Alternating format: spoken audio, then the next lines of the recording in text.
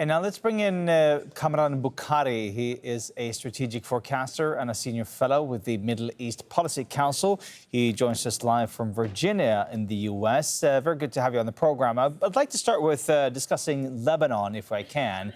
This MoU text, it talks about a ceasefire on all fronts, including Lebanon, and ensuring the territorial integrity and sovereignty of Lebanon.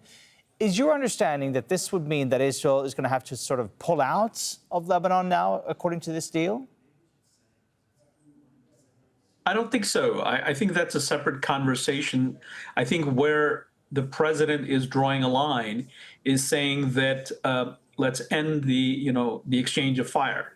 In other words, Hezbollah shouldn't fire drones and rockets, and the Israelis shouldn't do their airstrikes. But I don't think this applies to the forces that are on the ground. If you notice, the deal has been electronically signed, and now it's going to be signed in person.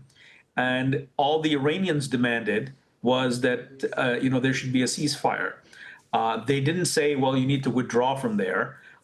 And because they know that that's not going to be possible. So I think I don't see the Israeli withdrawal coming about anytime soon. I mean, look, as far as Lebanon is concerned, even this ceasefire, I see it as part of the overall efforts to disarm Hezbollah that have been going on since last year, at least.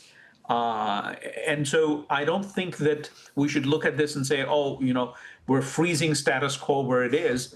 Yes, stop the fighting right now because we've reached a point of conversation that can be disrupted by further fighting. But that doesn't mean it's going to be left as is to fester. I think the conversations that we'll see over the next 2 months will also factor in the future of Lebanon.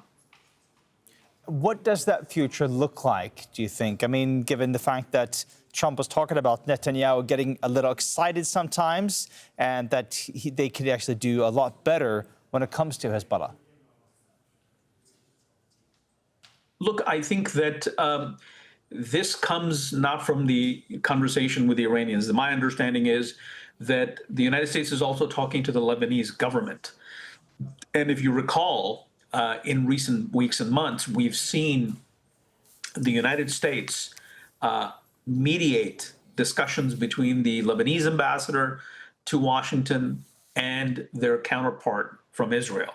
So the Lebanese, they find it very hard because what happens is that, yes, you target Hezbollah, but then, the explosions don't just target Hezbollah, lots of people get killed. When that happens, that weakens the hand of the Lebanese government. And I think that the Lebanese government has relayed that to the United States and said, look, if you're weakening our position. If we all want to disarm Hezbollah, we want that process to succeed, and it's going to be a long and tough one, then we can't do that while innocent people are getting killed that then Hezbollah and Iran exploit. Kamran Bokhari, a strategic forecaster and senior fellow with the Middle East Policy Council. Thank you so much for joining us here on Al Jazeera.